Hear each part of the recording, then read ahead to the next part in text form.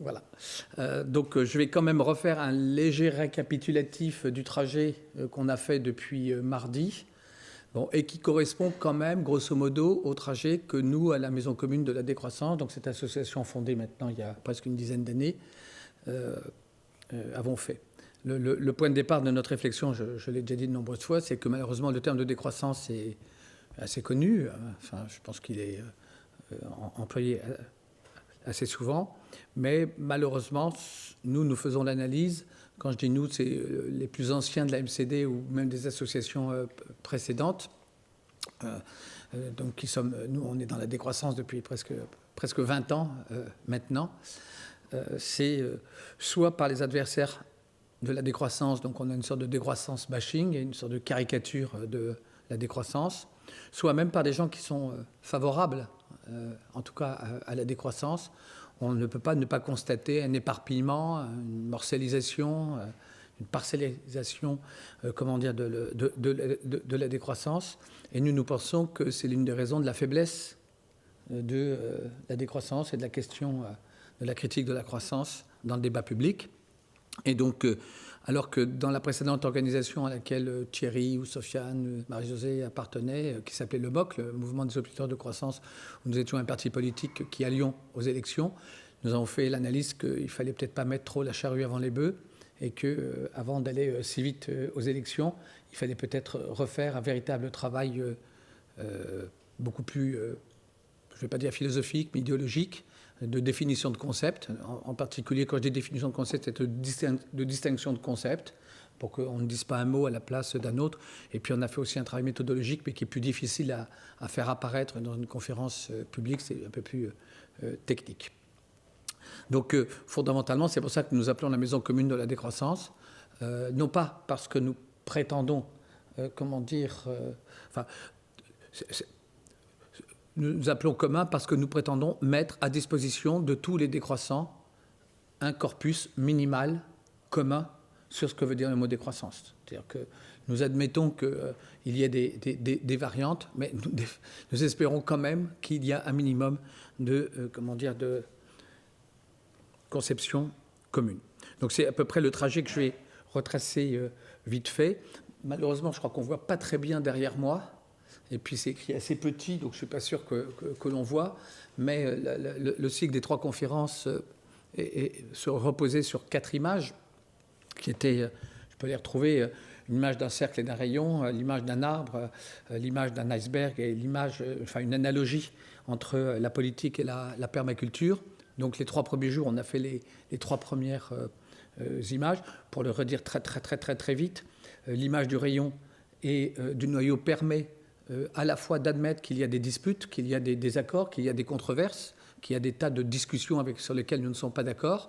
Par exemple, certains décroissants sont étatistes, d'autres décroissants sont, anarchistes, certains décroissants sont véganes, d'autres décroissants défendent l'attraction animale, par exemple.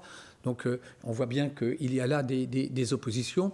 Et ce que nous allons exclure et dire maintenant, il n'y en a qu'un seul des 2 groupes, par exemple, entre les anarchistes et les étatistes, et dire eux, ils sont décroissants et les autres, ils ne le sont pas. Ou est-ce qu'au contraire, si nous prenons l'image du noyau des rayons, nous disons la question de la structuration anarchisme, étatisme, débat qui a lieu aujourd'hui dans le monde anglo-saxon de la décroissance. C'est un débat qui aujourd'hui est dans le Growth Network, vraiment une discussion qui est c'est la discussion depuis août 2025 très forte entre, on va dire, les défenseurs étatistes, éco-socialistes derrière Jason Hickel et puis notre groupe qui, non, la décroissance, elle est anarchiste, elle est beaucoup plus horizontale, qui est plus ou moins derrière Vincent Liéger. Puis tout un débat qui existe. Bon, est-ce qu'on va dire les uns sont décroissants et les autres ne sont pas décroissants? Non, on va juste dire la question anarchisme, étatisme n'est pas une question centrale, n'est pas une question nodale de la décroissance, n'appartient pas au cœur de la décroissance, ça appartient à l'un des rayons de la décroissance. Et donc, c'était avant-hier, la question est de se dire qu'est-ce qu'on met à l'intérieur du noyau. Nous, à la décroissance, qu'est-ce que nous mettons? Nous mettons une définition. Alors, une définition 1, Et aujourd'hui, nous allons essayer de montrer pourquoi il faut passer à une définition 2. Mais une première définition très très simple de la décroissance, qui repose tout de suite sur une distinction de concepts qui permet d'éviter la confusion que l'on entend très souvent. Et j'ai vu que là, dans la petite librairie, il y a le journal La Décroissance. Je l'ai feuilleté très rapidement. Eh bien, j'ai pu voir, rien que dans le journal de la décroissance, on voit apparaître à une certaine page le mot post-croissance, à une autre page le mot objection de croissance, à une autre page le mot décroissance. Et donc, il y a sans aucune précision. Bon, nous pensons qu'il n'est pas inutile de distinguer les sens, par exemple, en disant que on va appeler objection de croissance et on va dire que sont des objecteurs de croissance tous ceux qui portent une critique de la croissance, parce qu'ils voient les dégâts de la croissance sur la nature, sur la société, sur la démocratie. Dans notre vocabulaire à nous, nous disons que la croissance, elle est écocidaire, elle est sociocidaire et elle est démocrato- ou politico-cidaire. Elle tue, cela. Bon, être objecteur de croissance, c'est dire halte à la croissance. Je reprends le titre du rapport Meadows en 1972. Voilà. Maintenant, qu'est-ce que c'est être décroissant ? Être décroissant, c'est simplement de se dire que si on arrêtait la croissance aujourd'hui, nous aurions la croissance dans un monde dont l'empreinte écologique globale de la planète est de 2,9 ou 3, c'est-à-dire où nous avons très largement dépassé les plafonds de la soutenabilité écologique, et nous sommes du côté de l'insoutenabilité écologique. Même en France, l'Overshot Day, c'était fin avril. Ça veut dire que depuis fin avril, en France, dont l'empreinte écologique frôle les 3, nous avons dépassé la capacité de charge depuis, presque 20 jours. Bon, voilà.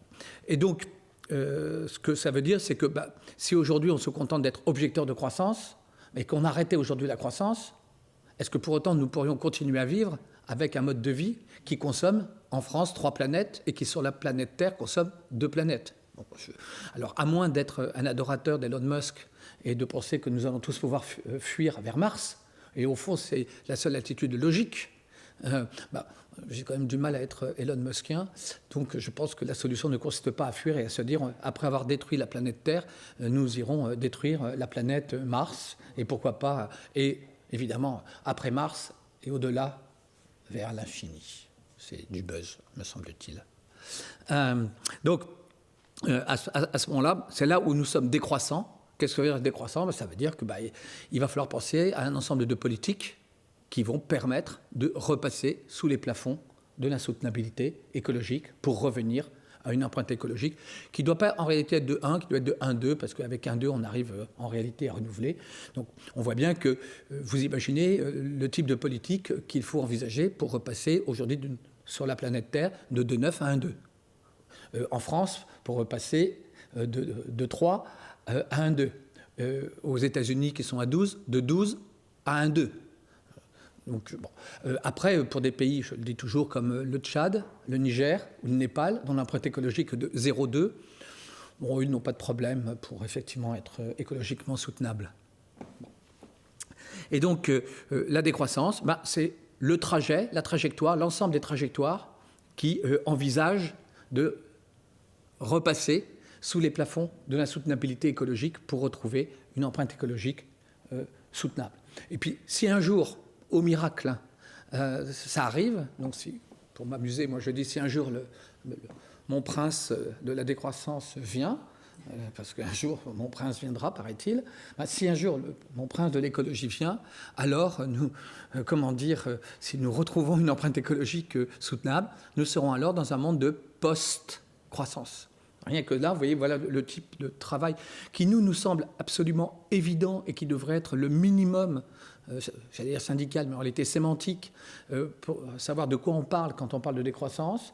Quand on parle d'objection de croissance, quand on parle de décroissance, quand on parle de post-croissance, on ne parle pas de la même chose. Quand on parle d'objection de croissance, on parle de rejet. Quand on parle de post-croissance, on parle de projet. Quand on parle de décroissance, on parle de trajet. Ils ne sont pas incompatibles, il n'y a aucune, c'est pas soit l'un, soit l'autre. On peut quand même les suivre. Et on a donc là une première définition de la décroissance, l'ensemble des trajectoires. Un trajet, c'est un ensemble de trajectoires, l'ensemble des trajectoires qui vont permettre, à partir du monde de la croissance auquel nous objectons, de passer à un monde de décroissance. On a là une première définition qui nous semblerait devoir être la définition minimale, Mais honnêtement, même dans la littérature décroissante aujourd'hui, ce n'est pas une décroissance qui fait une définition qui fait l'unanimité.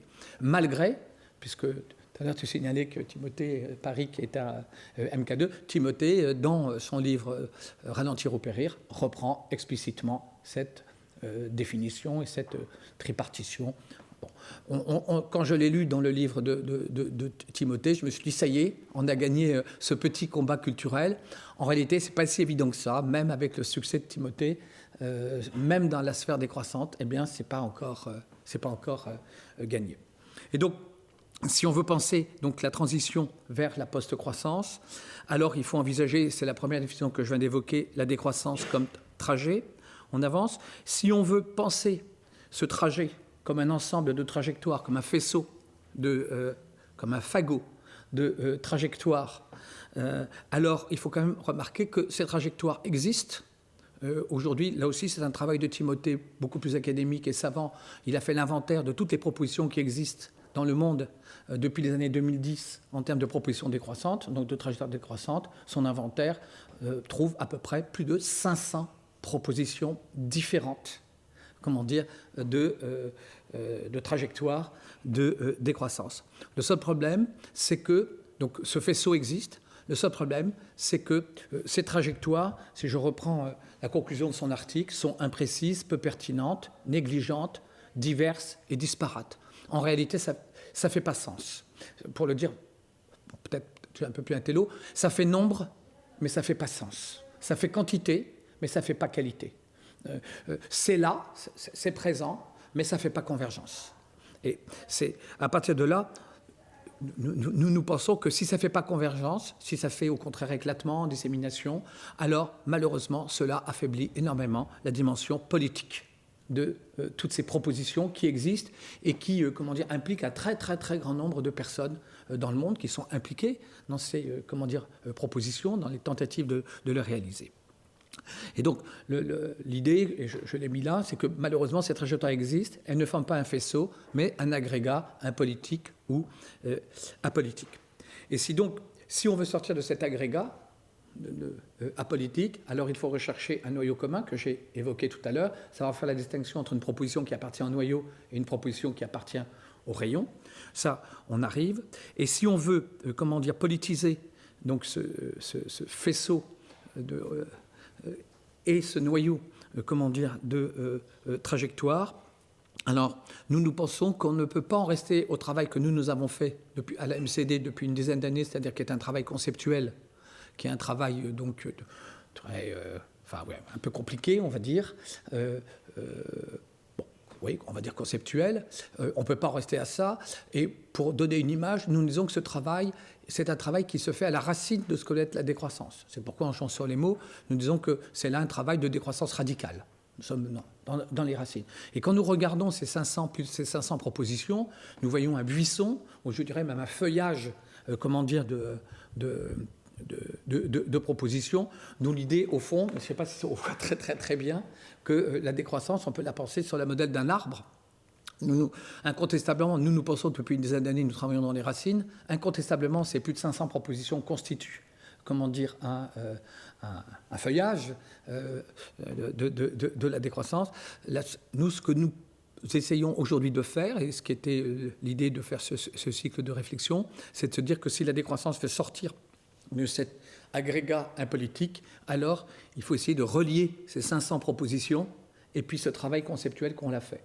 Bon, et puis, puisque c'est une image, si ce travail radical se fait dans les racines, si ces 5 propositions constituent un feuillage, alors naturellement nous est venue l'idée de l'arbre et de se dire qu'il fallait relier ce feuillage de 500 propositions avec ces racines de concepts et de méthodes par un tronc. Et nous estimons là que nous atteignons, une décroissance politique. Et c'est pour alimenter, et là je vais aller très très vite, cette décroissance politique que nous, à la MCD, à la Maison commune de la décroissance, nous mettons en route un certain nombre de chantiers, pour essayer, en gros c'est bien beau le travail conceptuel, mais il était assez invisible. Pour le rendre visible, nous mettons en route 3 types de chantiers. De façon assez classique et assez à la mode aujourd'hui, une fresque de la décroissance, donc que nous essayons de mettre en place et qui a sera proposé pour la première fois en juillet, d'abord dans un réseau universitaire, puis lors de nos rencontres annuelles qu'on appelle les festives, puis lors de la grande rencontre Décroissance le Festival à Saint-Mexan, organisée par Génération Écologie. On tentera, là, dans le mois de juillet, déjà d'avoir 3 présentations de notre fresque, de façon un peu test ou crash test, pour voir comment ça se passe et comment construire. C'est pas, comment dire, évident. D'autant plus que nous n'ignorons pas que la plupart des fresques, je reprends un article que j'avais lu dans Le Monde il y a 1 an ou 2 de Stéphane Foucault, disait comme la plupart des fresques sont quand même singulièrement apolitiques. Elle se contente de présenter ça sous un mode très objectif, comme s'il n'y avait pas des choix et des décisions à faire. Donc, quand on se lance dans le défi d'une fresque de la décroissance, il va falloir affronter ce défi de la politique. Le deuxième chantier que nous entreprenons, là aussi, c'est un travail de relevé, c'est-à-dire que nous pensons qu'un très grand nombre d'initiatives, je regarde Thierry, mais moi aussi, on a été pendant des années, on l'est beaucoup moins maintenant, extrêmement impliqués dans ce qu'on appelle les alternatives concrètes. Donc moi, à Romans, j'ai fondé une monnaie qui s'appelait La Mesure. J'ai animé pendant des années le réseau français des monnaies locales. J'ai créé une AMAP, une coopérative, animé un café associatif. Donc je crois à peu près savoir ce que c'est qu'une alternative concrète et le pratico-pratique et le concret. J'en connais tout l'intérêt et toute la force et l'enthousiasme que l'on a, mais j'en connais évidemment les limites politiques. Et ces limites politiques, c'est que la plupart du temps, quand on interroge les gens qui participent à ces alternatives, au fond, ils ont, si je le dis de façon un peu compliquée, assez peu de réflexivité. C'est-à-dire qu'au fond, ils savent assez peu se situer dans le champ politique.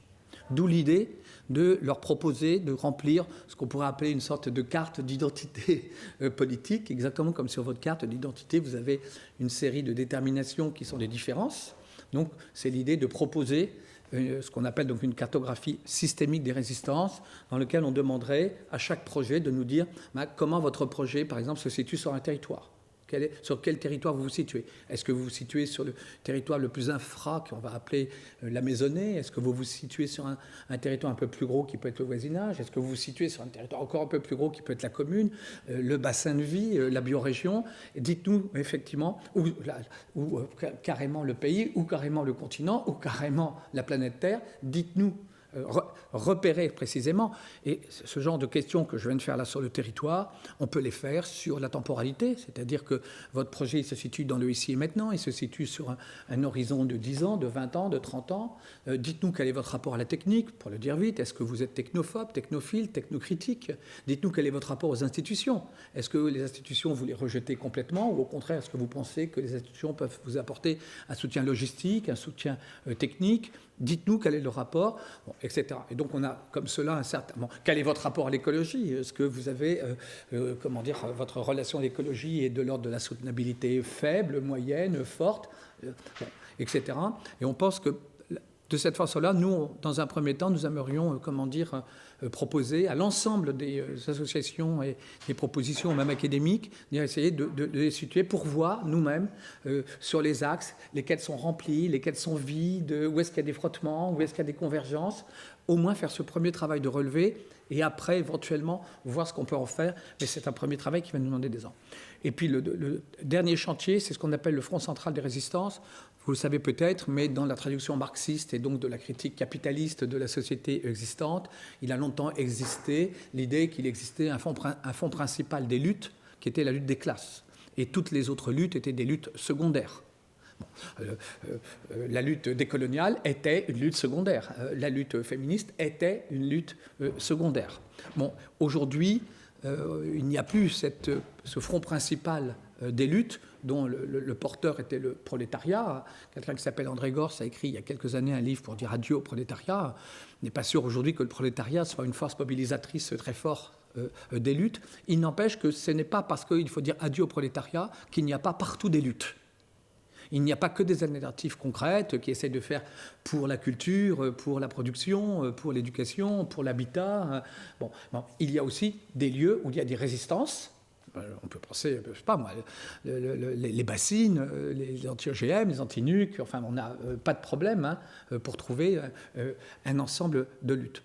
Le problème, c'est qu'on a l'impression que ces luttes, que le diagnostic que l'on peut faire sur ces luttes, c'est le même que celui que l'on peut faire sur la décroissance. Elles sont disséminées, elles sont éparpillées, et on a l'impression que moi, c'est ce que j'appelle, mais il faut connaître, le syndrome de koh bon, mais là, il faut connaître l'émission koh c'est-à-dire chacun est enfermé un peu. Moi, je suis rouge, je reste rouge. Moi, je suis jaune, je reste jaune. Et même quand il y a la grande réunification, je reste copain avec les rouges, même si je les déteste.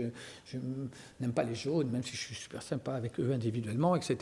Et on a quand même cette idée, effectivement, d'un éparpillement des luttes. D'où l'idée que est-ce qu'il ne serait pas possible d'imaginer et de proposer à toutes, c'est aussi bien les alternatives, je dirais, du pour, les alternatives concrètes pour un habitat différent, etc., les alternatives du contre, les résistances du contre, est-ce qu'on ne pourrait pas quand même retrouver un fond principal des luttes? Nous, à la MCD, nous pensons que la décroissance est typiquement un paradigme qui peut proposer effectivement un nouveau front central des luttes, qui est, donc je l'ai mis ici, le soin de la vie sociale.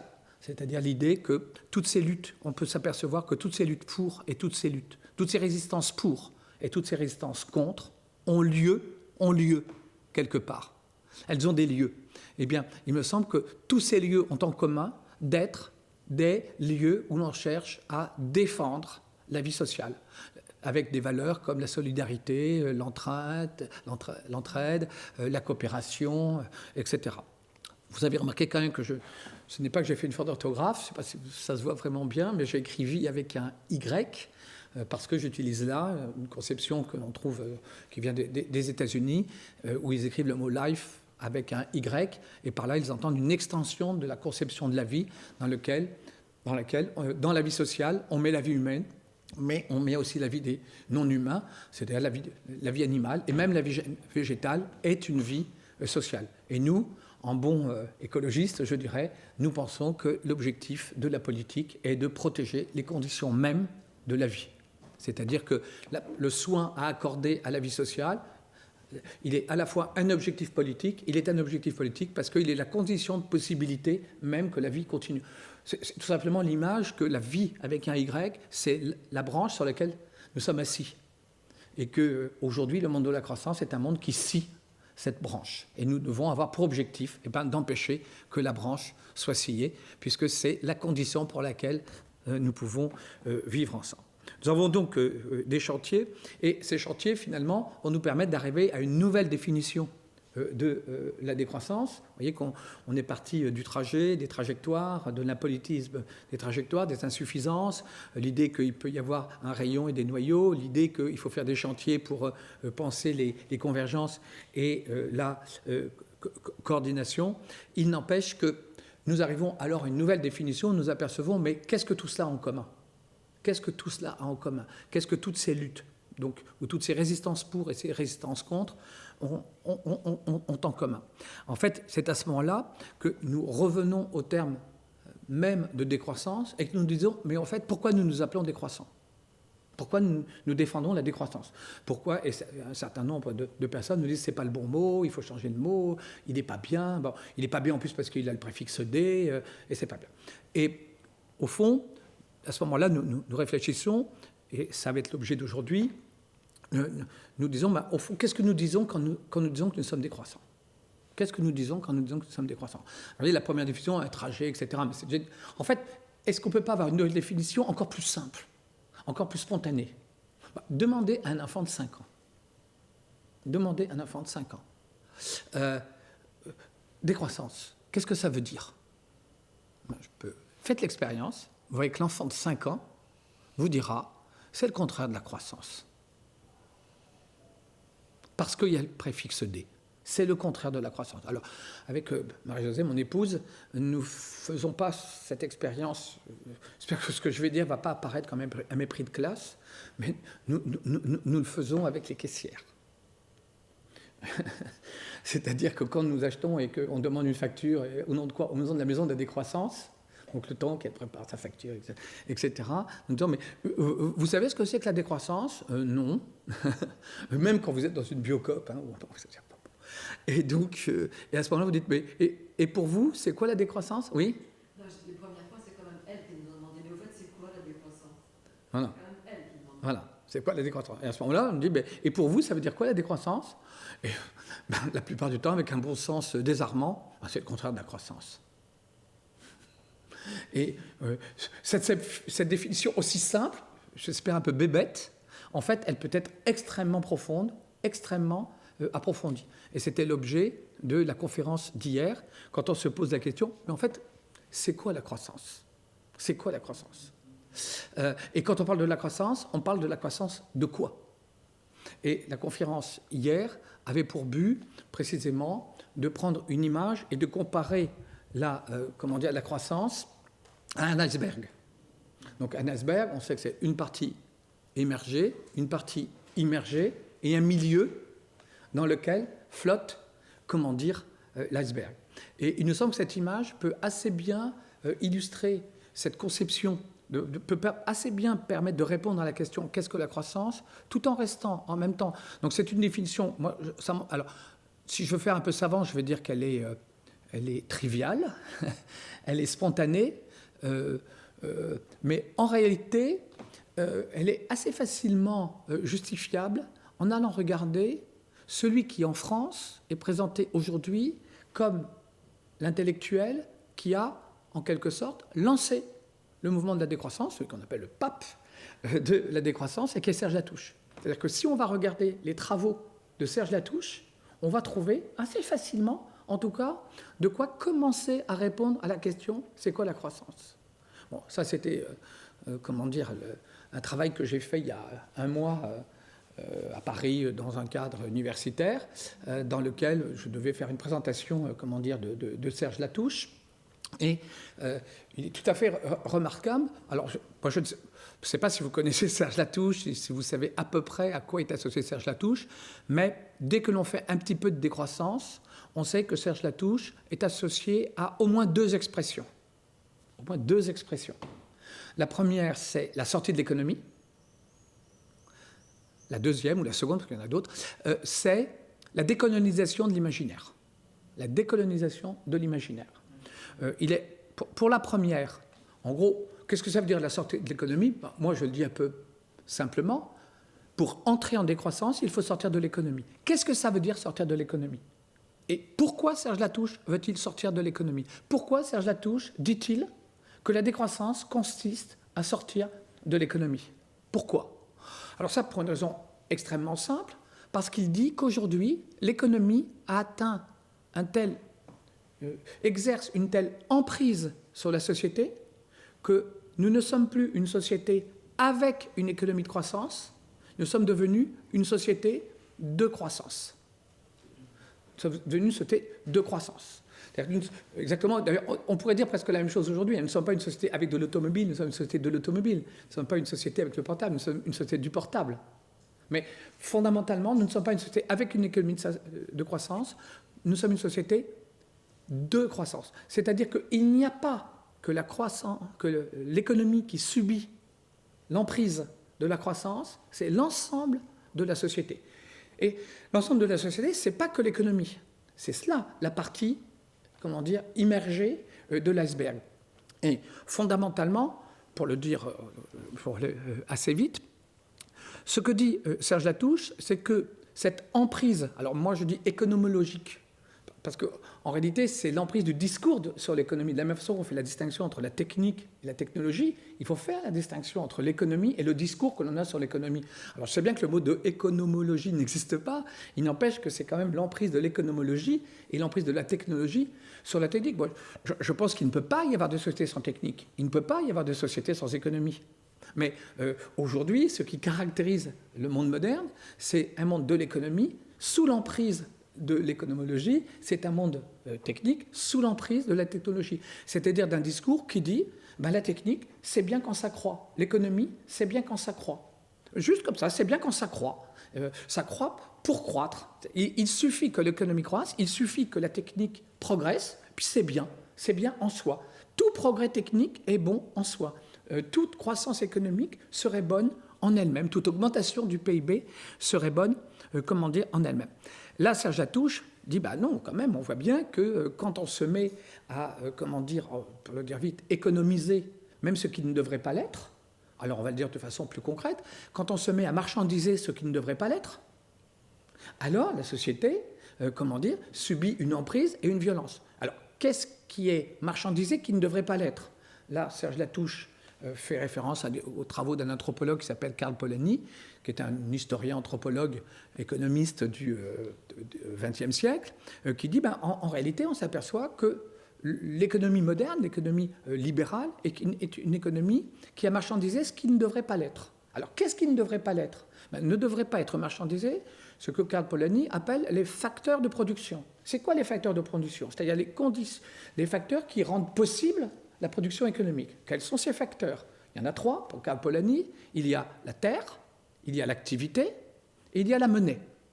Pour Karl Polanyi, un anthropologue, il n'y a pas de société sans rapport à la terre et sans rapport à la nature. Il n'y a pas de société sans rapport à l'activité. Il n'y a pas de société sans rapport à la monnaie. Alors, la monnaie dont parle Karl Polanyi, à savoir il n'y a pas de société sans monnaie, ce n'est pas la monnaie d'aujourd'hui, sont ce qu'on va appeler les monnaies du lien, ce sont des monnaies qui ont une toute autre signification, comment dire, que ce qu'il peut avoir. Sauf que, qu'est-ce qui s'est passé, on va dire, depuis le XVIIIe, XIXe siècle ?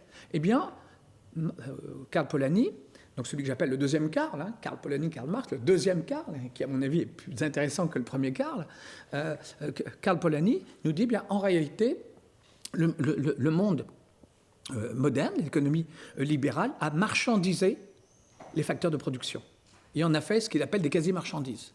Alors on a marchandisé la terre, on en a fait la propriété. Alors on a marchandisé l'activité, on en a fait le travail. Alors on a marchandisé la monnaie, on a fait l'argent. Et il existe alors un marché du travail, il existe un marché de la propriété, il existe un marché de la monnaie, enfin de l'argent.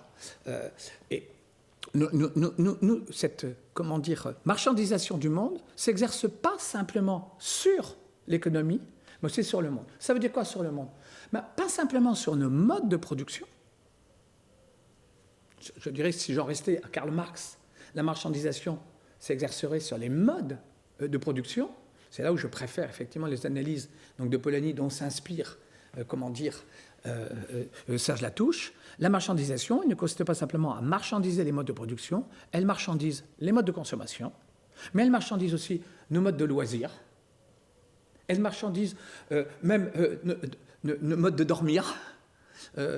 C'est-à-dire qu'on s'aperçoit que c'est l'ensemble alors cet ensemble, c'est ce qu'on va appeler un monde, de la même façon que dans nos luttes, on parle de, à Notre-Dame-des-Landes, on parlait de l'aéroport et son monde, on va parler du portable et son monde, alors on va parler de la croissance et son monde. Et ce monde-là, c'est-à-dire un ensemble de manières de vivre, un ensemble de normes, un ensemble d'imaginaires, un ensemble de valeurs. En fait, tout cet ensemble, ce que, Serge Latouche appelle l'imaginaire, est colonisé par. Et c'est pour Serge Latouche, c'est la colonisation. Alors, le mot colonisation, c'est le mot occidentalisation, c'est le mot mondialisation, c'est le mot technologisation, c'est le mot, j'ai donné là surtout, économisation, c'est le mot marchandisation. Serge Latouche, lui, sa décroissance, elle vient de son travail, en Asie du Sud-Est et en Afrique. C'est-à-dire que Serge Latouche, ce pape de la décroissance, c'est quelqu'un pour qui la décroissance ne vient pas de l'écologie. Souvent, on fait de la décroissance une variante radicale ou plus dure de l'écologie.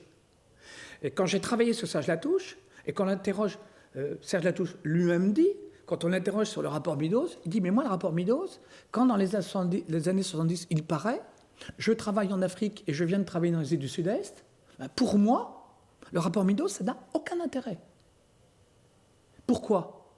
Le rapport Meadows, c'est-à-dire le péril écologique, la soutenabilité écologique, voire éventuellement le péril démographique dans le rapport Meadows, il dit « Moi, ça ne m'intéresse pas. » Pourquoi ? Parce que lui, il vit, il fait des études, il travaille sur l'Afrique, il travaille sur l'Asie du Sud-Est.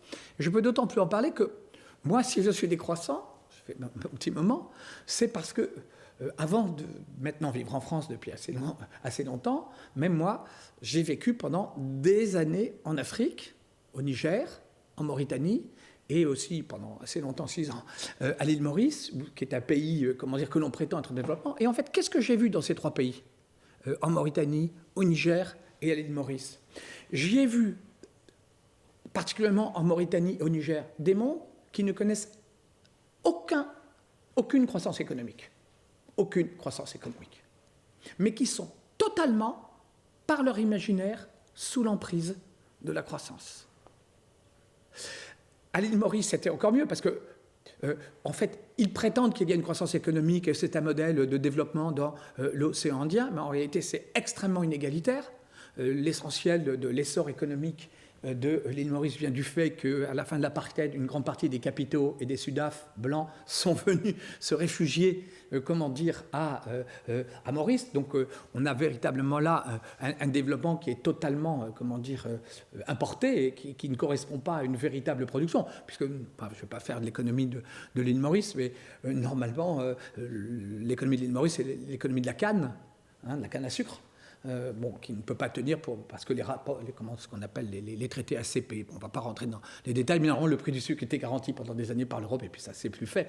Et au moment où ça aurait dû s'effondrer, parce que leur modèle économique, qui était monoculturel sur la canne, a été remplacé par les apports des capitaux, des Sudaf. Donc on les présente comme des pays. Mais je peux vous dire que tout Mauricien, quel que soit son accès au bienfait de la croissance économique, rêve et est totalement sous l'emprise de l'imaginaire de la croissance. Il rêve absolument de la croissance. Et donc, quand on a vécu, je dis Serge Latouche, je prends mon cas particulier comme cela, dans des pays, qu'est-ce que j'y ai vu pour l'essentiel des pays dans lesquels la croissance économique n'est pas véritablement là ou totalement absente, mais j'y ai vu des pays totalement sous l'emprise de de l'imaginaire de la croissance. Donc j'arrive parfaitement à faire la distinction entre la partie émergée de la croissance, le monde économique, avec ses règles, etc., et puis, ce monde immergé, qui est le monde de la croissance, ce monde de valeurs, d'attachement. Alors après, c'est un peu plus compliqué que ça,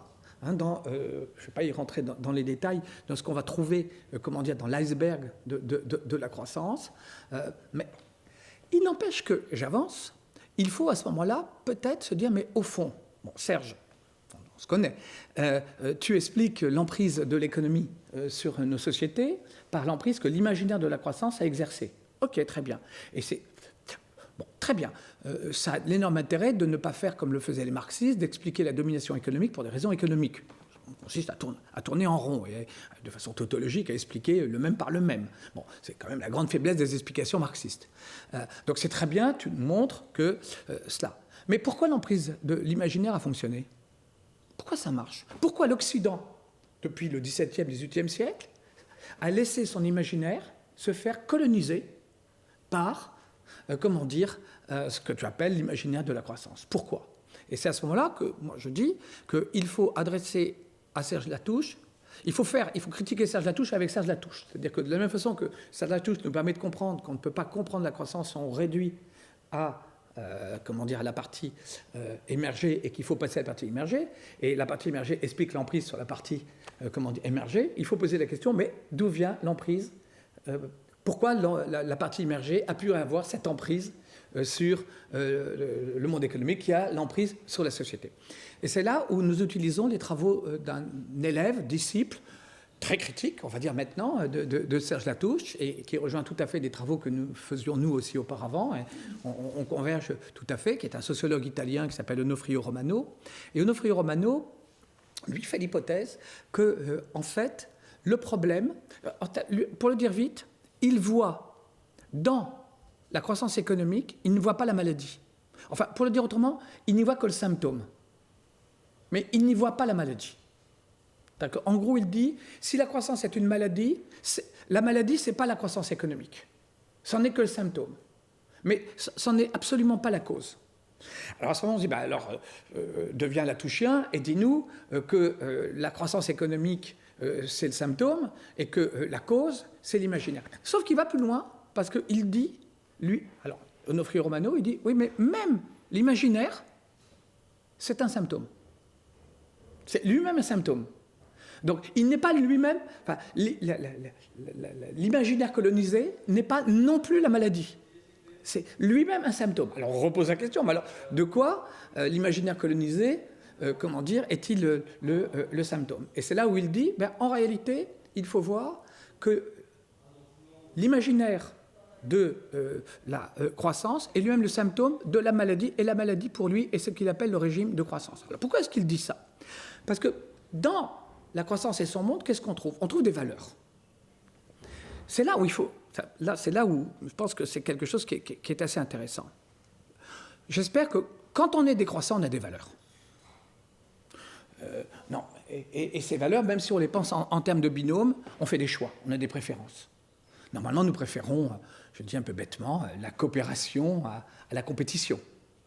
Nous préférons le partage à la rivalité. Enfin, il est facile comme cela de dresser toute une liste de couples dans lequel, si on faisait un quiz, comment dire, et que, vous savez, comme ces quiz de L pour savoir si, etc., cochez la case A si vous avez ça, cochez la case B, puis à la fin, si vous avez plus de A, alors vous êtes comme ça. Normalement, il ne serait pas très difficile de montrer que je pense que la plupart des décroissants, si on prend un ensemble de valeurs, ils préfèrent la convivialité, ils préfèrent le partage, ils préfèrent la coopération. Enfin, ce n'est pas très dur de montrer. Question, pour le dire autrement maintenant. Bon, on est des décroissants, donc on a les bonnes valeurs. On a les bonnes valeurs. C'est nous qui sommes du bon côté. On est les bons, nous. Nous, on est les bons. C'est nous qui avons raison. Ok, on a raison. En face, est-ce qu'ils ont des valeurs? Ah, ouais, ils ont des valeurs. Est-ce que ce sont des bonnes valeurs? Ah non, c'est des mauvaises valeurs, c'est des valeurs de gros cons. Eux, ils défendent la rivalité, la compétition, le mérite, l'inégalité. Ils ont une vision de la société juste, une société hiérarchisée, etc. Pas nous. Ok, discutons. Valeur contre valeur. Qui l'emporte? Je dirais, si on va jusqu'au bout de notre croyance, puisque nous avons les bonnes valeurs, c'est les bonnes valeurs qui devraient gagner. Ah non. Je ne suis pas en train de dire que ce sont les mauvaises valeurs qui gagnent, même si un peu je le pense. Mais en réalité, je vais le dire autrement. Je pense qu'il vous est déjà arrivé, tous ici, même si nous ne sommes pas nombreux, nous avons déjà essayé de discuter avec quelqu'un. Nous avons déjà essayé de le faire changer d'avis. Nous avons déjà essayé de lui dire que ça, puisqu'on parle de monde de la croissance, que sa vision du monde, nous avons déjà essayé de lui dire que sa vision du monde n'est pas la bonne, et qu'il devait changer de vision du monde, et prendre notre vision du monde. C'est tout à fait important. Vous croyez qu'en face, ceux qui n'ont pas la même vision du monde que nous, vous croyez qu'ils ignorent qu'il y a des frontières planétaires qui sont malmenées? Vous croyez qu'ils ignorent que nous avons des problèmes, et que nous devrions décarboner? Vous croyez qu'ils ignorent que nous avons des problèmes de biodiversité? Vous croyez qu'ils ne lisent pas les rapports du GIEC, de l'IPBES? Vous croyez qu'ils ignorent, la réalité? Vous croyez qu'ils ne peuvent pas regarder le mardi soir des documentaires sur Arte ou sur France 5 pour s'informer? Vous croyez qu'ils ignorent que la planète est en danger? Mais pourquoi ils ne réagissent pas comme nous? Ils possèdent, entre guillemets, les mêmes faits que nous. Ils peuvent, comme nous, faire les mêmes constats. Pourquoi ils ne sont pas dans notre camp? La réponse est très simple. Parce qu'ils n'ont pas les mêmes valeurs que nous. Ils n'ont pas les mêmes valeurs que nous. Ça veut dire quoi, ils n'ont pas les mêmes valeurs que nous? Les valeurs, en fait, c'est comme des paires de lunettes. Quand vous regardez le monde, là, je ne vois rien, là. Et je mets des lunettes. Maintenant, regardez, si je mets des lunettes roses, teintées roses, est-ce que toute la réalité va être rose? Oui. Si je mets des lunettes magiques, est-ce que vous croyez que je vais voir tout le monde de façon magique? Oui. Si je mets des lunettes complotistes, vous croyez que je vais voir des complots partout? Oh oui, je vais voir des complots partout. Si je mets des lunettes religieuses, vous croyez que je vais voir partout des signes de Dieu? Oui. Ce que je suis en train de vous dire, c'est que nous regardons le monde, nous regardons les faits à travers la vision du monde que nous avons, c'est-à-dire à travers nos valeurs. Pour le dire autrement, je ne suis pas décroissant parce que je sais que la planète est en danger, c'est parce que j'adhère aux valeurs de la décroissance que je juge que le monde est en danger. Mais si j'ai une autre vision du monde, je n'ai pas le même jugement. Autrement dit, c'est à la lumière ou à la vision de mes valeurs que je juge le monde. Qu'est-ce que cela veut dire? Voilà pourquoi, quand j'ai une discussion valeur contre valeur, pourquoi mes bonnes valeurs, mais les siennes aussi, qu'ils croient être les bonnes, je n'ignore pas, pourquoi mes bonnes valeurs ne l'emporte pas. Parce que, et ça c'est le point important, parce que nous sommes dans un monde dans lequel les valeurs ne permettent plus de trancher les débats. Nous sommes dans le monde, donc un intellectuel des années 70 qui s'appelait Jean Baudrillard disait « Nous sommes dans le monde de l'équivalence généralisée. Nous sommes dans un monde dans lequel toutes les valeurs se valent. Dans un monde dans lequel toutes les valeurs se valent, alors il n'est plus possible de trancher un conflit des valeurs. Et c'est ce qui fait que le sommet pour moi, alors je vais regarder Marie-Josée, puisque nous avions regardé ensemble intégralement la première saison du Loft. C'était il y a longtemps, mais c'était quand même un moment de télévision fort. Et moi je me rappelle de ce moment. Alors, vous voyez ce que c'est, le Loft, c'était un truc absolument lamentable, hein, mais bon, c'était comme une fenêtre sur un monde dans lequel moi je ne vis pas, hein, donc c'était quand même assez intéressant. Et à un moment, je ne sais plus comment elle s'appelait, Delphine. Quelqu'un lui dit quelque chose, mais ce que tu fais, c'est pas bien. Et elle s'offusque en disant, mais de quel droit tu me juges? Au nom de quoi tu me juges? T'as pas le droit de me juger. Moi, mon mode de vie, c'est ça. Mon mode de vie est équivalent au tien. Elle était une parfaite représentante de ce qu'on va appeler le régime de croissance. Et c'est quoi le régime? Là, je suis en train de m'apercevoir que je vais avoir du mal à arriver à la permapolitique. Hein. Ouais. À cette allure-là. Bon. Et c'est quoi le régime de croissance? Le régime de croissance, c'est un régime dans lequel les discussions qui devraient porter sur les valeurs sont neutralisées. Dans le vocabulaire de Nofrio Romano, le régime de croissance, c'est un régime de neutralité. Alors, en termes très techniques, de neutralité axiologique. C'est-à-dire, c'est un monde dans lequel les grandes institutions ne se permettent plus, ou plus exactement, prétendent ne plus se permettre d'avoir le droit d'imposer leurs valeurs. Et ce monde-là, c'est le monde moderne, c'est le monde de la croissance, c'est le monde libéral, c'est le monde qui, à partir du XVIIe, grosso modo, siècle, en Occident, rompt avec l'Ancien Régime. C'est quoi l'Ancien Régime?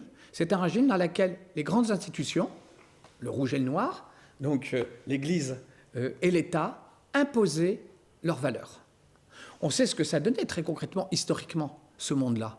Ça a donné les guerres de religion, puisque certains prétendaient avoir les bonnes valeurs et au nom de ces bonnes valeurs neutralisées. Et qu'est-ce qui s'est passé, grosso modo, au XVIIe, XVIIIe siècle, jusqu'à la Révolution française? Il s'est passé cette idée que, en quelque sorte, les sociétés modernes ont dit « nous devons abandonner l'ancien régime dans lequel les bonnes valeurs étaient partagées par tout le monde et nous étaient imposées de façon descendante par les grandes institutions qu'était l'Église et qu'était l'État. L'Église et tout ce qui est l'ordre de la croyance va rentrer dans la vie privée.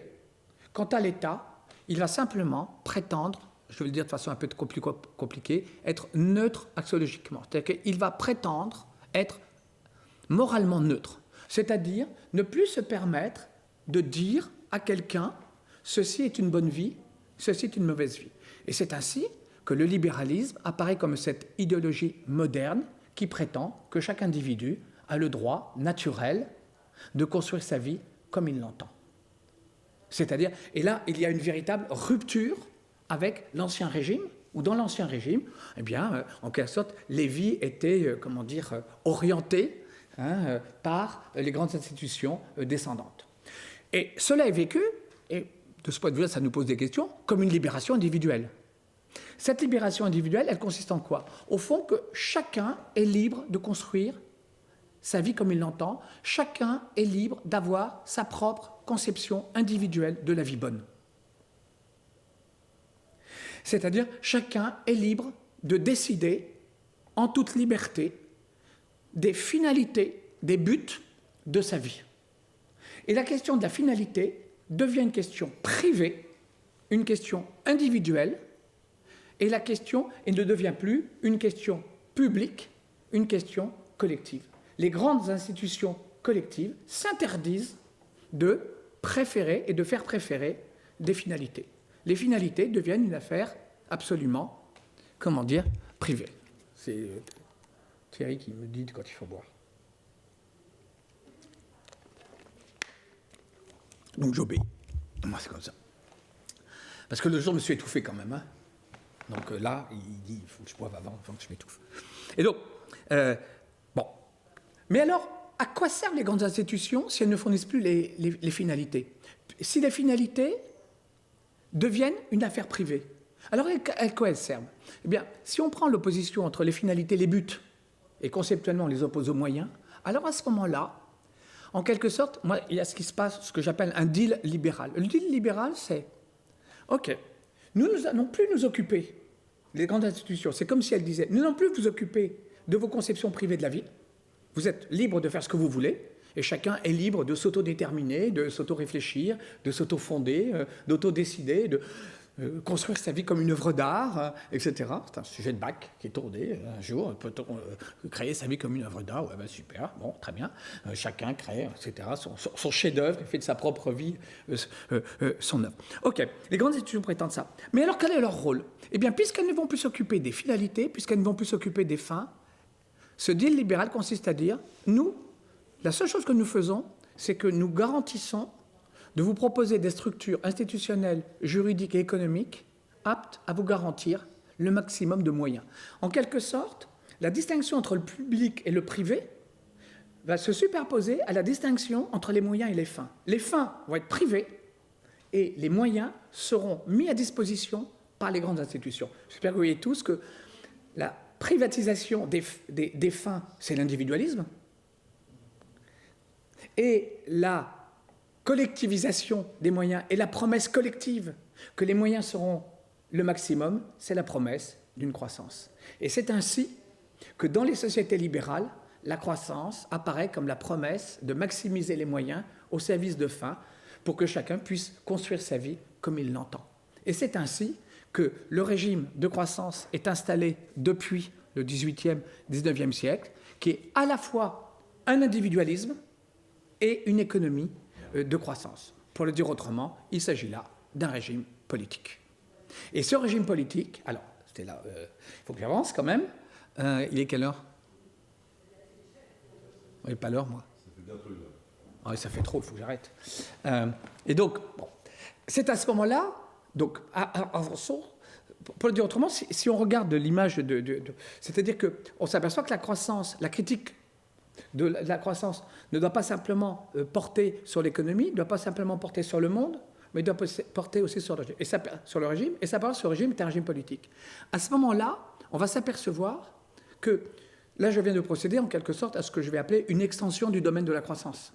La croissance, ce n'est pas que la croissance économique, la croissance, c'est aussi une croissance, mondaine ou socio-culturelle, ça je touche des culturales, l'ensemble des valeurs, des normes, des habitudes, etc. Et la croissance, c'est aussi un régime politique. À ce moment-là, s'il y a une extension du domaine de la croissance, et si on définit la croissance comme l'opposition, la décroissance comme l'opposition à la croissance, alors il est facile de voir que la décroissance, économiquement, doit être une décrue, socioculturellement, la décroissance doit être une décolonisation de l'imaginaire, et politiquement, la décroissance, puisque ce ce régime politique de croissance nous propose un monde à l'envers, dans lequel la justice est à l'envers, enfin, on pourrait largement montrer cela, c'est un monde à l'envers qu'il faut renverser. On obtient alors une triple définition de la décroissance, comme décrue économique, comme décolonisation de l'imaginaire, et comme renversement politique. Ça en est là, où normalement arrive ta question. Bon, ok, mais qu'est-ce que vous appelez politique? Qu'est-ce que l'on appelle politique? Et c'est l'objet, normalement, après cette très très longue introduction, de qu'est-ce qu'il faut entendre par politique. Parce que nous, on l'emploie continuellement, ce terme. Il faut être politique, et même quand on lui cherche la touche, continuellement, on va chercher la touche dans ses écrits, dire oui, mais la décroissance est une politique, etc. Alors pourquoi est-ce qu'il dit ça? À chaque fois, il dit ça à propos d'une question qui taraude toute l'histoire de la décroissance. À savoir, est-ce que la décroissance doit être choisie ou est-ce que la décroissance doit être subie? Pour le dire autrement, est-ce que la décroissance est inéluctable? Est-ce qu'elle est inévitable? Ou est-ce qu'au contraire, la décroissance va résulter d'un choix politique? Est-ce que la décroissance va être subie? Et ça, on le trouve dès le début, dès 2003, 2004, on trouve cette problématique. Ce qui est intéressant, c'est que chez Serge Latouche, on s'aperçoit d'un hiatus. C'est-à-dire, d'un côté, on voit bien qu'il a la volonté que la décroissance résulte d'une volonté politique, et lui-même va aller jusqu'à proposer un programme politique dans ce qu'il appelle les 8 R, réévaluer, relocaliser, reconceptualiser, relocaliser, etc. Il y a tout un ensemble comme cela. Mais lui-même, quand il présente son programme politique des 8 R, qui sont les 8 R pour décoloniser l'imaginaire, lui-même, à un moment dit, en fait, je ne suis pas sûr que ça marche. Et il se peut que, in fine, c'est la nécessité qui va imposer la décroissance. C'est la nécessité qui va imposer la décroissance. Et c'est assez intéressant de voir que cette opposition, je dirais, entre deux types de décroissance, est-ce que la décroissance est inéluctable ou est-ce qu'elle va résulter d'un choix politique? Moi, il me semble que si on veut, je vais le dire comme cela, si la décroissance résulte d'une nécessité, alors il se peut qu'une décroissance inéluctable réussisse une décrue économique. Ça, je pense que ça n'a pas de difficulté. Mais rien ne nous garantit qu'une décroissance inéluctable, imposée, contrainte, subie, nous permette de nous libérer de l'imaginaire, et mieux encore, si on comprend que l'emprise de l'imaginaire provient d'un régime politique, rien ne nous garantit que nous sortirons d'un libéralisme qui est un individualisme et qui, revient à... Nous, vous comprenez bien que quand on est individualiste, on ne peut pas mettre en avant les valeurs de coopération, de partage, de convivialité. On voit bien que mettre en avant les valeurs de partage, de coopération, de convivialité procède de valeurs qui vont nous emmener vers une critique de l'individualisme. Donc, c'est ça le problème. C'est-à-dire qu'une croissance inéluctable... Moi, on connaît un grand nombre de copains qui défendent une décroissance inéluctable. Elle ne pourra pas ne pas arriver. Une croissance infinie dans un monde fini est impossible. Ok, mon gars, d'accord. Mais admettons qu'il y ait un effondrement, physicaliste, c'est-à-dire que dans les ressources et dans les énergies. Incontestablement, cela, je ne le nie pas, cela va provoquer une décrue économique. Il n'y a aucun problème là-dessus.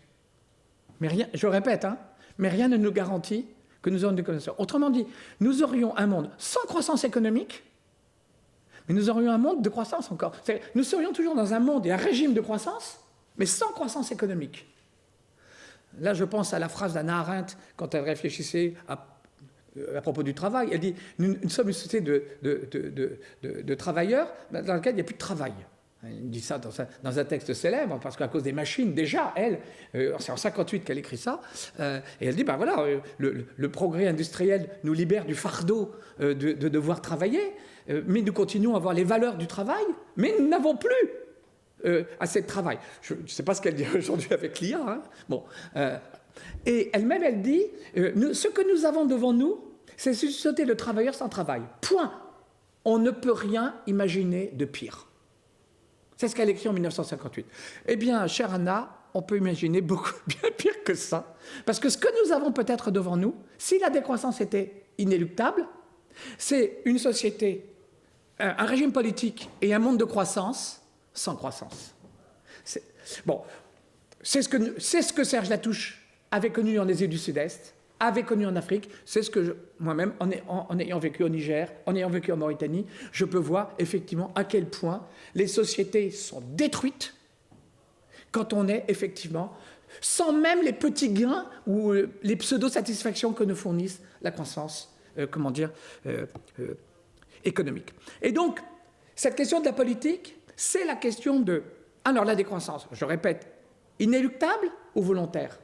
Subie ou choisie? Avançons. Quand bien même elle serait subie, on voit bien qu'elle ne nous libérerait pas de l'emprise de la croissance. Parce que, alors évidemment, celui qui ne fait pas l'hypothèse de l'iceberg et du milieu dans lequel, et qui ne voit de la croissance que la croissance économique, il peut se satisfaire d'une croissance inéluctable avec un effondrement dû au pic d'énergie et de matière. Mais dès que vous avez procédé à une extension du domaine de la croissance, donc à une extension du domaine de la décroissance, alors vous voyez bien qu'il ne peut y avoir de sortie de la croissance, pas simplement économique, qu'à condition qu'il n'y ait pas qu'une sortie de l'économie, qu'il y ait une sortie du monde de la croissance et qu'il y ait une sortie du régime de croissance. C'est-à-dire, pour le dire, à quelles conditions, pour le dire autrement, il n'y a que la voie politique qui peut véritablement nous permettre de croire que nous pouvons sortir de l'emprise totale, globale de la croissance. Voilà pourquoi, sans avoir... Vous voyez, je ne dis pas que l'hypothèse de l'inéluctabilité est fausse. Je dis juste qu'elle est trop courte.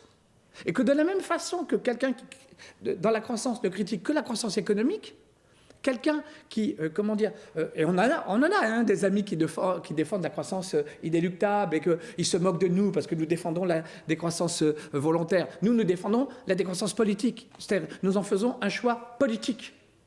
Nous en faisons un choix d'émancipation. Nous en faisons un choix contre l'aliénation, contre l'exploitation, contre la domination. Alors, c'est cela l'enjeu. J'utilise par exemple une phrase. Alors André Gorz, je ne sais pas si ça vous dit quelque chose, c'est le premier qui en 72 commentant le rapport Meadows parle du terme de décroissance. Donc c'est quand même quelqu'un qui peut avoir une certaine influence. Dans un petit livre qui s'appelle L'éloge du suffisant, et nous qui aimons le suffisant et l'autolimitation, nous aimons beaucoup André Gorz, et il sera l'objet de notre travail cet été pendant nos festives autour du 14 juillet où nous vous invitons à venir.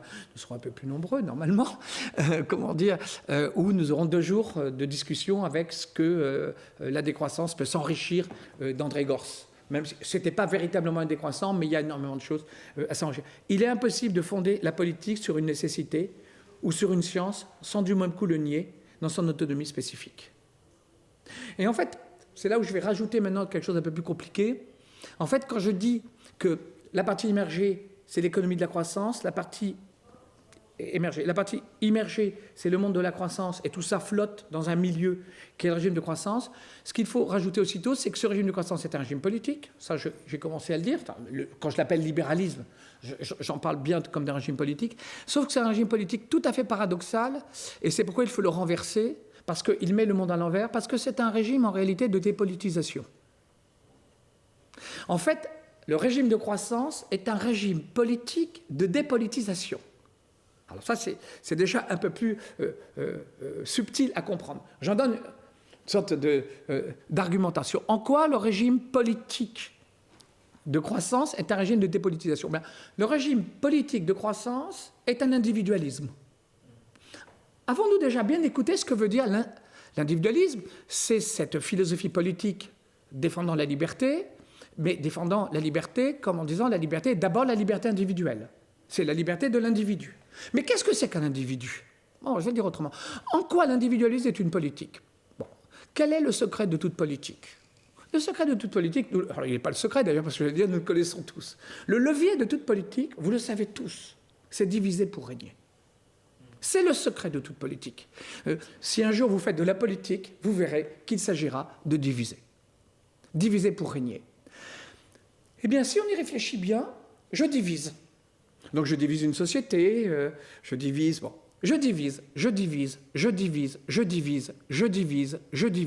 Mais à un moment, je ne peux plus diviser. Qu'est-ce que j'obtiens quand j'arrête de diviser? Quelque chose que je ne peux plus diviser. C'est quoi quelque chose qu'on ne peut plus diviser? C'est un indivisible. Un indivisible, c'est l'individu. L'individu, c'est le terme de la division. Qu'est-ce que ça veut dire? Que quand vous individualisez la responsabilité politique, vous dépolitisez. Politiser, ça veut dire collectiviser. Dépolitiser, ça veut dire individualiser. Une politique de dépolitisation, c'est une politique d'individualisation. Je prends le temps de donner un exemple. Si je prends par exemple, très récemment en France, la réforme des retraites. Un exemple sur la réforme des retraites. un exemple très concret. La réforme de retraite, grosso modo, vous l'avez suivi de loin, enfin, vous l'avez suivi d'autant plus de loin que ça vous permet de faire des phrases du genre que vous ne savez pas à quel âge vous partirez à la retraite, hein, vous les jeunes. Quant à moi, ça fait 6 ans que je suis à la retraite. Donc pour moi, c'est beaucoup plus facile. Mais quant à vous, disons que c'est un horizon, comme tout horizon, au fur et à mesure que vous avancerez, il reculera. Hein. Donc voilà, c'est l'horizon de votre activité. Voilà, bon. Bon, vous savez que grosso modo, la question des retraites repose sur un certain nombre de paramètres. Et ces paramètres, c'est le montant de votre cotisation, le montant de la pension, l'âge légal, l'âge pivot et le nombre de vos annuités. Voilà à peu près les 5 paramètres. La réforme consiste à dire on va reculer l'âge légal, c'est-à-dire l'âge à partir duquel, si vous avez la totalité de vos annuités, vous pouvez partir à la retraite. On va reculer l'âge pivot jusqu'à 67 ans, etc. Parce que l'idée, c'est qu'on ne veut pas toucher au montant. La cotisation, ce sont des charges, alors qu'en réalité, ce sont juste des revenus indirects, mais donc on ne veut surtout pas, les augmenter. Bon, donc, parce que c'est pas bien d'augmenter les charges. Et puis on dit, bon, et puis surtout, attendez, hein, on est quand même des gens vachement bien, disent-ils, on ne veut pas baisser vos pensions. Parce que, vous savez, une façon très simple d'équilibrer le budget des retraites, c'est de baisser les pensions. Moi, je divise les pensions par 2, je vous promets que j'équilibre, le budget retraite pour des dizaines d'années. Hein. Ah non, mais ça, on ne va pas diviser les pensions par 2. Donc, il ne faut pas toucher aux pensions. Il ne faut pas toucher aux pensions. OK, ça, c'est ce que dit le discours collectif. C'est ce que dit le discours de l'institution. C'est ce que dit le gouvernement, pour le dire bêtement. C'est ce que dit... Bon. Mais en réalité, qu'est-ce qu'ils font comme réforme? Ils reculent l'âge légal, l'âge pivot. Quel est le résultat? C'est facile, le résultat, il suffit de voir ce qui s'est passé. En Suède, ça fait des années qu'ils ont reculé l'âge pivot à 67 ans. Ça veut dire quoi? Ça veut dire que c'est à 67 ans que, même si vous ne faites pas toutes vos annuités, vous pourrez partir à taux plein, sans décote. À quel âge on part en réalité aujourd'hui, depuis 10 ans, cette retraite, cette réforme en Suède? Aujourd'hui, en Suède, à quel âge on part en moyenne à la retraite? À 62 ans et 3 mois. Pourquoi? Parce que tout simplement, à 62 ans et 3 mois, qu'est-ce que chaque individu fait dans un système qui lui garantit pourtant une retraite pleine à 67 ans? Il est trop fatigué, il n'a plus envie de travailler. Autrement dit, qu'est-ce que c'est une réforme des retraites? Un système de retraite, c'est une politique qui consiste à laisser les arbitrages sur le dos et sur les épaules des individus. En fait, chaque individu, tout seul, va arbitrer tout seul. Et il va dire, moi, je pense que vous avez tous des parents, etc. Je vais travailler 1 an de plus parce que sinon ma retraite, et puis je vais gagner 200 € de plus. En fait, on lâche. Vous voyez, c'est ça une politique de dépolitisation. Une politique de dépolitisation, c'est la capacité aux institutions à faire reposer la charge de la responsabilité sur le poids de chaque individu. Et au fond, je vais dire autrement, mais t'es libre de partir à la retraite quand tu veux, mon gars. T'es libre.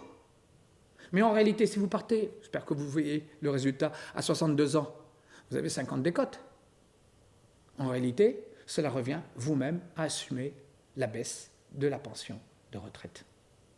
Le gouvernement ne prend pas la peine. Lui, il est neutre, lui, il fait des calculs, etc. Il vous propose, il veut juste l'équilibre. Mais en réalité, le choix porte sur... Ou pour le dire autrement, la réforme des retraites, sa fonction n'est pas d'équilibrer le budget des retraites. Elle est de fragiliser les travailleurs. Elle est de fragiliser les travailleurs.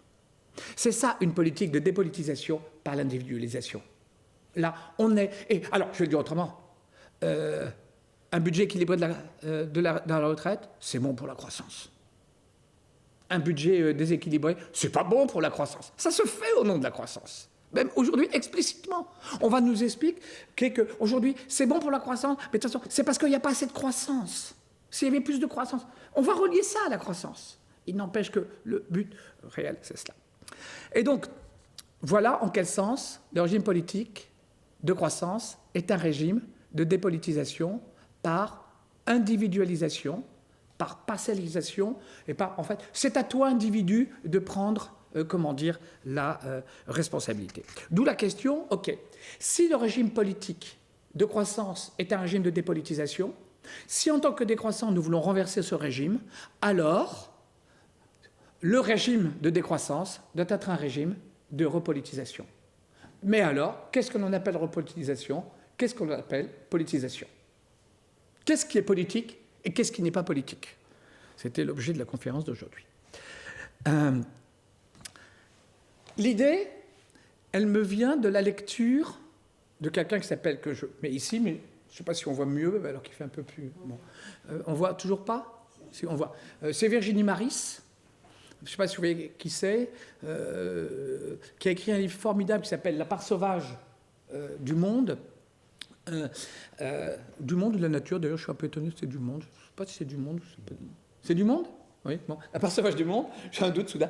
La part sauvage du monde, qui consiste à dire que, bon, je ne vais pas rentrer dans les détails de sa thèse, mais sa thèse consiste, elle consiste à dire que nous faisons tellement la guerre à la nature qu'au fond, nous ne savons plus ce qu'est une nature à laquelle nous ne ferons pas la guerre.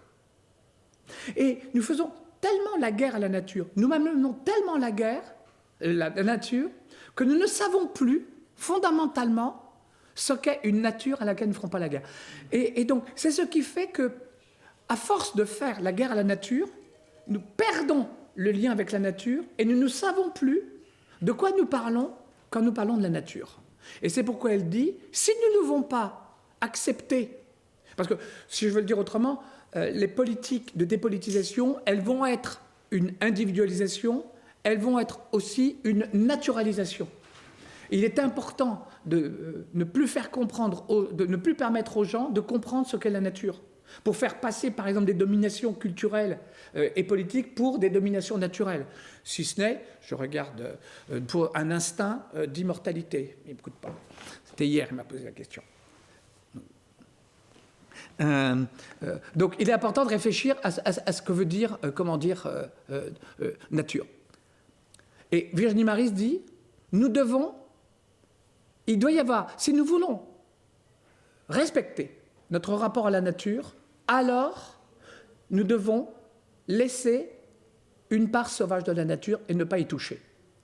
Sinon, les individus ont tendance à ne pas désirer beaucoup plus que ce qu'ils peuvent obtenir. Ce phénomène d'ajustement des préférences aux conditions réelles et dynamiques, du coup, lorsqu'on trouve dans une situation qui se dégrade progressivement, on s'habitue à des choses qui ressemblent inacceptables si elles étaient intervenues brusquement. Si on ne laisse pas, si on ne respecte pas une part sauvage de la nature, au fond, nous allons accepter de plus en plus d'artificialiser la nature et nous ne saurons plus de quoi nous parlons quand nous parlons de la nature. Et il faut donc une part sauvage. Je vais aller 2 minutes parce que je vois qu'il s'en va. D'où l'idée, me semble-t-il, qu'elle ne le dit pas, mais en fait, cette idée d'une part sauvage de la nature, il me semble que ça correspond assez bien à ce qu'on appelle la permaculture.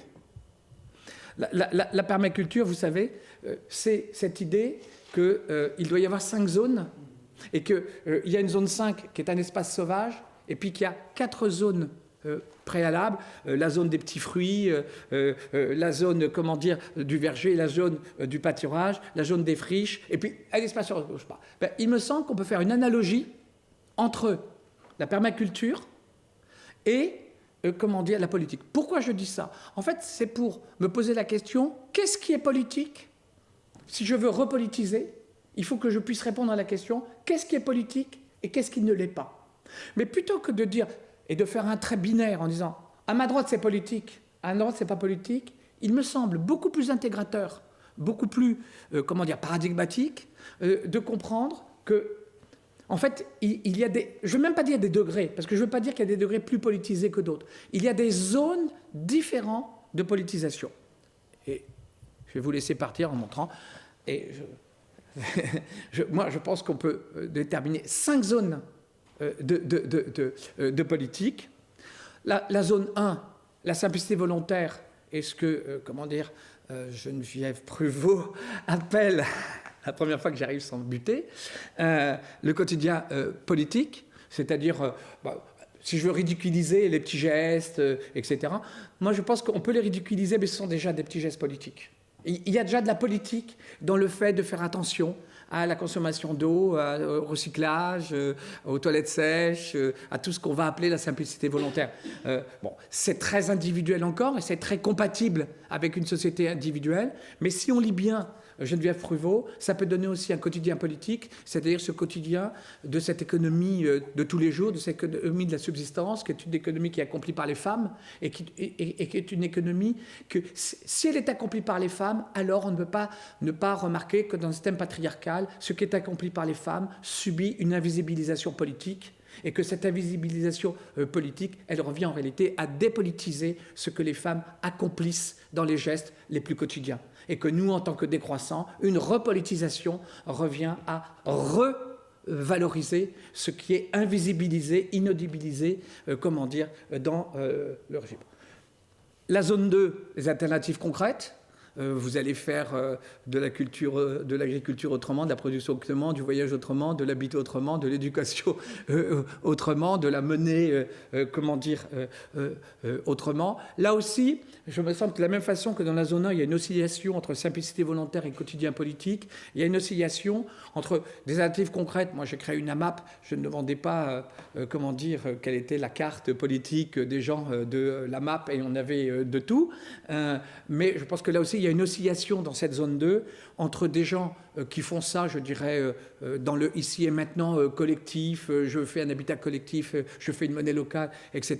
Et puis certains sont quand même capables, dans ce que moi j'ai appelé tout à l'heure les résistances pour, de se référer, s'apercevoir que ce modèle des résistances pour, des alternatives concrètes, c'est quelque chose qui vient du socialisme utopique, qui vient quelque chose du 19e siècle, et qui était ce socialisme qui essayait de remettre des intermédiaires dans la société. Moi, je vois après une zone 3, qui est pour l'essentiel, tout ce qui est mainstream, tout ce qui passe à la télévision, tout ce qui est de l'ordre de la compromission. Nous, on a rencontré pendant 2 jours certaines personnes, puisqu'on est... en gros, ils nous ont expliqué que pour eux, leur résistance, c'est faire des amendements dans les politiques européennes pour faire en sorte que ça soit moins catastrophique que ça devrait l'être. Bon, ok. Bon. Alors, après, là aussi, je ne veux pas leur jeter la pierre, mais je vois bien que, fondamentalement, ce n'est pas avec eux qu'on va changer le monde. Il y a là une écologie du spectacle, une écologie, de la conciliation, une écologie peut-être de gouvernement, une écologie d'accompagnement, mais qui n'est certainement pas une écologie de rupture, qui est plus une écologie de la collaboration qu'une écologie de la résistance. Et moi, très concrètement, quand je faisais des monnaies locales, et quand il y avait des fois des discussions à avoir, entre est-ce que l'on prend cette décision pour faire venir du monde, ou est-ce qu'on prend cette décision parce que ça a plus de sens, mais on va perdre du monde. À chaque fois, j'étais mis en minorité. C'est toujours le faire nombre qui l'emporte sur le faire sens, parce que c'est pas sexy, parce qu'il faut aussi, etc. Et là, on est une zone 3, qui est politique, qui permet à certaines personnes. La zone 4, c'est la zone des luttes, des convergences, des luttes, ce que j'ai appelé tout à l'heure le front central de la vie sociale, ce que j'ai appelé les résistances contre. On a besoin de lutte, de Sainte-Soline à le combat antinucléaire, anti-OGM, on n'a que l'embarras du choix. Et puis, il existe une dernière zone, qui est la zone politique la moins fréquentée, exactement comme on parle politique, c'est celle que nous explorons et que nous arpentons, et qui est comme Virginie Maris, celle, en gros, nous, je termine là-dessus, on est, comment il s'appelle dans Pinocchio, Géminis le criquet. Quand Pinocchio est encore une marionnette, alors sa conscience, c'est Géminis le criquet, qui est en réalité sa mauvaise conscience. Après, il va devenir un petit garçon, il n'aura plus besoin de Géminis le criquet, etc.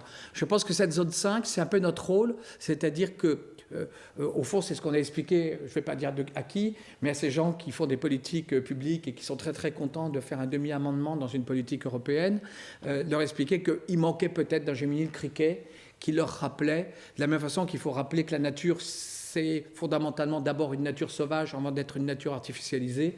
Eh bien, il serait peut-être bon de rappeler qu'on doit faire de la politique à partir d'une position de radicalité, d'une position de rupture, qui est certes la zone la moins fréquentée. C'est pas avec ça qu'on va changer le monde, mais c'est en se souvenant de ça et en se référant à ça qu'on peut espérer que les 4 autres zones participeront de la révolution.